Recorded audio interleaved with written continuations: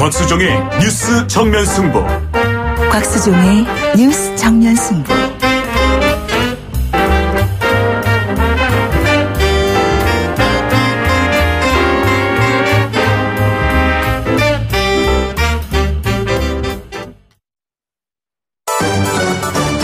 김작이 묻고 곽박이 경제로 답한다. 주파수 94.5 YTN 뉴스 FM 곽수종의 뉴스 정면 승부 3부 시작하겠습니다. 김 작가 질문해 주세요. 네, 김 작가입니다. 요즘 인터넷 뱅킹, 모바일 뱅킹 거래가 활성화되면서 은행이 지점도 줄이고 직원들도 줄인다고 했었잖아요. 이제는 거리에 있었던 그 ATM 기계도 없앤다고 하더라고요. 저도 아직은 그 은행 대면 거래랑 ATM 기계에서 거래하는 게 편한데 은행은 왜 다 없애려고 하는 건가요? 그렇죠. 은행을 다 없애려고 하는 것은 일부러 하는 것도 있겠지만 필요에 의해서 하는 것도 있는 것 같아요. 왜냐하면 금융거래가 전자거래로 많이 이루어지기 시작을 했거든요. 그래서 이제 대면 거래라고 방금 지적을 했지만 사람이 이렇게 얼굴을 보고 직접 은행 직원과 이야기하는 그런 거래를 대면 거래라고 하는데 이제 디지털화가 되다 보니까 이제 비대면 거래가 많이 늘고 있죠. 더군다나 쇼핑 같은 경우만 하더라도 온라인 쇼핑이 많이 늘잖아요. 그래서 이제 온라인 결제가 많이 늘어나고 있기 때문에 온라인 금융 결제에 대한 여러 가지 이 시스템이 만들어지는 가운데 방금 이야기한 ATM이나 직접 돈을 들고 다니는 경우 수가 줄어드니까 이제 수요가 아마 줄어들기 때문에 이루어지지 않나. 가장 갈목한 성장을 보이고 있는 나라가 사실은 중국이에요. 우리가 지금 2015년부터 중국의 텐센트라든지 알리바바가 온라인 쇼핑에서 이런 그 온라인 금융을 이용한 뱅킹을 이용한 금융 사업을 하고 있거든요. 핀테크라고 많이 들어보셨을 거예요. 이제 그러다 보니까 점점 대면으로 하는 현금을 쓰는 경우 수는 줄어드니까 이런 온라인 인터넷 뱅킹이 발전하는 것 같고요. 우리나라는 K뱅크 국민은행이 올해부터 아마 영업을 시작할 거예요. 근데 타겟층이 신용등급 4에서 6등급층이에요. 그러니까는 금리적인 측면에서 볼 때 저축은행으로 많이 가던 사람들이 이제 K뱅크라고 하는 온라인 금융으로 갈 가능성도 높아지고 금융거래, 온라인 거래를 하게 되면 이제 K뱅크에서 쓰는 여러 가지 시스템을 많이 사용하게 되거든요. 비트코인이라는 이야기도 들어봤잖아요. 이제 이런 모든 것들이 아마 온라인 금융과 관련된 내용들일 겁니다. 그래서 점점 더 젊은 세대분들은 온라인 금융을 통해서 비용을 절감하는 대신에 높은 이자를 받고 낮은 이자율을 지불하는 그런 혜택을 받으면서 온라인 쇼핑 쪽에 금융으로 갈 것 같다. 그래서 방금 말씀하신 대로 대면 거래, AT&T 머신, CD 머신, 현금 지급 머신 이런 것들은 사라질 가능성이 크지만 완전히 사라지기는 어렵다. 그렇게 보여질 것 같습니다. 지금 여러분께서는 경제학자 곽수종 교수가 진행하는 YTN 뉴스 FM 곽수종의 뉴스 정면 승부를 듣고 계십니다.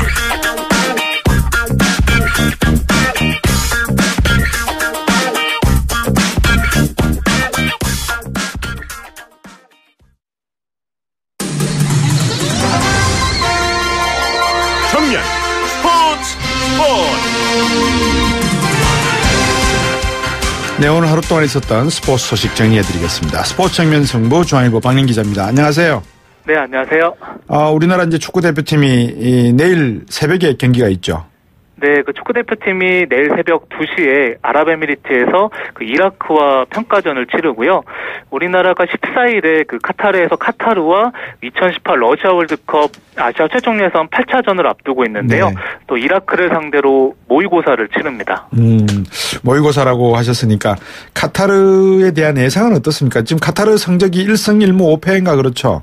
네, 맞습니다. 카타르는 사실 지금 조 최하위로 떨어지면서 월드컵 행이 불발될 상황인데요. 네. 또 우리나라는 4승 1무 2패로 조 2위를 기록 중이라서 네. 우리가 객관적인 전력은 앞서지만 네. 또 워낙 요즘에 그 카타르 분위기가 좀 뒤숭숭해서요. 또 경기 결과가 어떨지는 좀 더 지켜봐야 될 것 같습니다. 예, 지금 카타르 분위기가 이상하다고 말씀했지만 사우디아라비아 단교를 이야기하고 있고 그죠?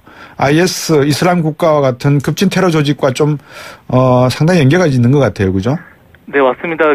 현재 사우디와 아랍에미리트 등 아랍권 7개국이 예. 카타르의 테러리즘 지원을 이유로 단교를 선언했고요. 예. 그러면서 이들 국가에서 카타르를 오가는 항공편이 모두 막혔습니다. 예. 그래서 현재 아랍에미리트에 머물고 있는 우리나라 축구대표팀이 네. 카타르 직항편을 이용할 수 없게 되면서 예. 쿠웨이트를 경유해서 들어가게 됐고요. 그래서 비행 시간이 1시간에서 4시간으로 늘어나는 또 피해를 보게 됐습니다. 카타르가 2022년 월드컵 개최국 아닙니까? 네, 맞습니다. 괜찮을까요? 네. 그래서 이번 사태로 인해서 또 차질이 생길 수도 있다는 지적들도 나오고 있는데요. 네. 또 카타르가 3면이 바다인데 또陸路와 해상, 항공까지 모두 막히면서 네. 또 월드컵 경기장 건설 자재 공급이 막히면서 차질이 우려되고요. 네. 또 유럽 언론들은 벌써부터 개최지 변경 가능성까지 제기하고 있습니다. 어떻습니까?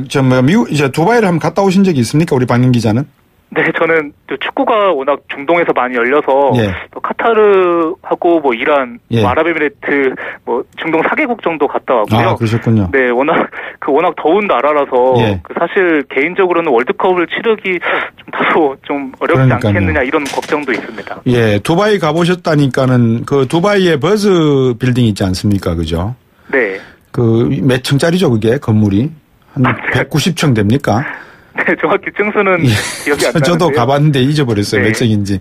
네, 근데 그거를 보면서 이 이슬람 국가들 테러 조직이 이런 것을 공격하지 않는 이유는 아마 두바이도 약간 테러 자금을 대지 않을까 이런 생각을 한국식으로 했거든요. 네. 그래서 아마 아까 말씀하신 사우디아라비아를 비롯한 7개 국가들이 카타르와의 어떤 단교 조치 이게 상당히 좀 맹목적일 수도 있다라는 생각이 들어요. 어떤 면에서 보면. 네, 맞습니다. 사실 워낙 중동이 종교적으로 얽히고 설키어 있어서 네. 또 그렇게 의구심을 제기하는 시선도 있고요. 예. 그래서 워낙 좀 중동 분위기가 그러니까요. 흉흉해서 예. 월드컵 개최지를 두고도 전 세계 언론들이 주목하고 있습니다. 그러니까요. 상당히 좀 고민을 해야 될 문제 같아요. 자, 프로야구 소식 좀 여쭤볼게요. 하나의 김성근 감독 나오시고 난 다음에 어떤 감독이 아직 임명 안 됐죠? 네, 맞습니다. 김성근 감독이 지난달 23일에 물러났고요. 예. 현재 이상근 감독 대행 체제로 운영 중인데 네. 현재 차기 감독에 대한 궁금증과 소문이 끊이지 않고 있습니다. 예. 그렇군요. 누가 지금 물망에 오르고 있습니까? 네, 하나 출신들이 많이 물망에 오르고 있는데요. 네. 정민철 해설위원, 한용덕 두산 수석 코치, 네. 이정은 하나 스카우트 팀장, 송진우 전 하나 코치, 그리고 예. 장종훈 롯데 2군 타격 코치 등이 거론되고 있고요. 예. 또 현재 임시지봉을 잡고 있는 이상군 감독 대행이 네. 또 부임 후에 5승 7패를 기록하고 있어서 또 그대로 갈 수 있다는 주장도 나오고 있습니다. 박민 기자 같으면 누구를 감독으로 임명하시고 싶으세요? 네. 사실 제가 개인적인 권한은 없기 때문에 예. 개인적인 의견을 말씀드리긴 그렇고요. 예. 하나 팬들 같은 경우는 그래도 프랜차이즈 출신이 예. 오는 게 좋지 않겠냐 이런 예. 의견도 있고요. 예. 또 일각에서는 또 고향이 공주 출신인 예. 또 코리안 특급 박찬호 이름까지 예. 나오고 있습니다. 저도 박찬호 선수가 해보면 어떨까 싶습니다. 네. 감독하면은 이러다 보면 안타도 나올 것 같고요. 지금 우리나라 선수들 중에서 프로야구 뛰고 미국 프로야구 뛰고 있는 소식 좀 전해주시죠, 선수들. 네, 텍사스 추친수 선수가 오늘 네. 뉴욕 매치와 홈 경기에 출전했는데요. 네. 또 멀티히트를 포함해서 4차례 출루하면서 네. 또 10대 8 승리에 힘을 보탰습니다. 그렇군요. 몸 전부 다 관리 잘하면서 오래오래 뛰었으면 하는 바람입니다. 오늘 말씀 잘 들었습니다. 네, 감사합니다. 네, 중앙일보 박민 기자였습니다. 곽수종의 뉴스 정면 승부. 방송 들으시고 의견 있으신 분들은 지금 바로 샵 0945, 샵 0945.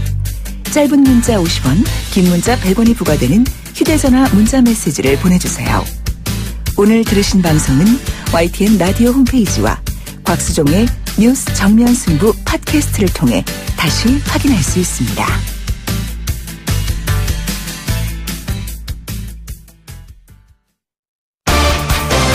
정면 승부, 팩트 진검 승부, 트루맨. 네, 팩트 진검 승부 트루맨 시간입니다. 시사인의 고자일 기자 나오셨습니다. 안녕하세요. 네, 안녕하십니까? 오늘 왜 빨간 티를 입고 오셨어요? 그냥 비도 오고 기분도 그렇고 해서 기분도 그렇고 해서 입어봤습니다. 알겠습니다. 팩트체크 전문 미디어죠. 뉴스톱의 김준일 대표가 나오셨습니다. 안녕하세요. 예, 안녕하세요. 예. 문재인 정부 1기 내각 구성이 상당히 좀 쉽지는 않습니다. 그죠? 김희수 헌법재판소장 후보자 이야기, 또 김동연 경제부총리 겸 기획재정부 장관 후보자 이야기, 강경화 외교부 장관 후보자 이야기. 이 세 사람 이야기를 먼저 해볼 것 같은데요. 먼저 오늘 청문회 가운데 야당의 검증 공세가 집중되었던 강경화 외교부 장관 후보자 짚어보도록 하겠습니다. 먼저 청문회 주요 발언 한번 들어보시죠.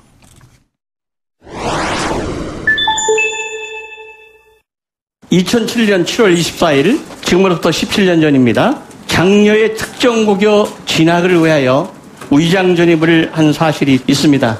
진솔한 반성과 사과가 있어야 한다는 생각을 갖고 있습니다. 공직자로서의 판단이 매우 부족했던 부분이라고 생각하고 이 자리를 빌어서 의원님들과 그리고 국민들에게 진심으로 심심한 사과를 드립니다. 엄마의 마음으로 제가 다녔던, 제가 잘 알고 있던 모교에 넣으면 아이가 좀 쉽게 적응하지 않을까 하는 단순한 면에서 그렇게 했는데 대단히 죄송스럽게 생각합니다. 이 문제에 대해서 해명 과정에서 부부 사이에서 소통이 부족한 부분이었고 사실이 잘못 전달된 거에 대해서 대단히 죄송스럽게 생각합니다.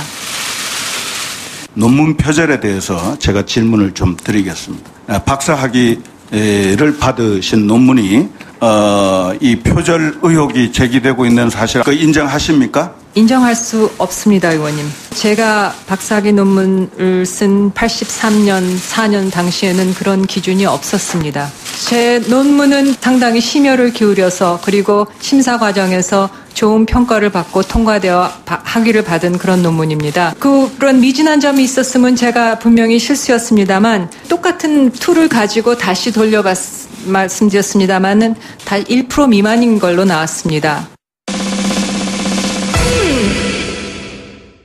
네, 강경화 후보자 청문회 주요 발언 들으셨습니다. 물론 최경환 의원이 질문한 여러 가지 부동산 투기 의혹 관련된 내용도 있었습니다만 두 가지 핵심 내용을 저희들이 들려드렸고요. 어떻습니까? 이번에 친박계 실세의원들 대거 청문위원으로 참여했습니다. 서청원, 최경환, 윤상현, 유기준, 이주영 의원. 이거를 라인업이 화려하다 해야 될까요? 아니면 이분들이 청문회를 이렇게 이야기해야 될까요? 어떻게 생각하세요? 좀 만감이 교차하는 것 같습니다. 예. 재미있는 거는 지난 이 국정농단 청문회 때는 당시 이 새누리당, 네. 새누리당 의원들이 질의할 때는 잠깐 제가 이게 이어폰을 내려놨거든요. 쉬었는데 네. 이번에는 더불어민주당 의원들이 할 때 이어폰을 내려놓게 되더라고요. 네. 그리고 이제 이분들이 하는 것을 유심히 들었는데 네. 좀 관록은 있는 분들입니다. 그래서 이분들이 중요시하는 것은 이 문제 자체 하나하나를 지적하기보다는 네. 이 사람이 문제가 있는 사람이구나 하고 인식하게 만드는 그런 거에 좀 능숙한 분들이에요. 우리가 정치를 사실의 싸움이 아니라 사실에 대한 인식의 싸움인데 그런 면에서는 나름 노련미가 있었던 것 같습니다. 노련미라고 평가해 주시는데 어떻게 예, 라인업을 보면은 확실히 이제 강경화 후보자를 낙마시키겠다라는 어떤 자유한국당의 의지를 보여준 게 아닌가. 화려하거든요. 다른 분들에 비해서. 그리고 이런 각종 의혹들에 대해서 가장 본인들이 잘 알고 있는 어떤 이유에서든 잘 알고 있는 분들이 여기에 지금 투입된 게 아닌가. 그런 의혹을 이제 밝혀내고 추궁하는데 가장 이제 잘하시는 분들이 이제 투입된 게 아닌가 이렇게 보여집니다. 이분들 생각에는 강경화 후보는 우리가 정권을 잡았으면 우리도 이 사람을 카드로 쓸 수 있었을 건데라고 생각할 수 있는 그런 사람 아닙니까? 네, 그런 후보가? 부분도 있겠죠. 예.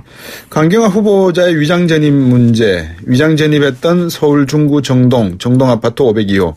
이 아파트가 이화여고 재단이 전세를 얻어서 외국인 교사 기숙사 용도로 써왔다. 이렇게 알려진 곳인데요.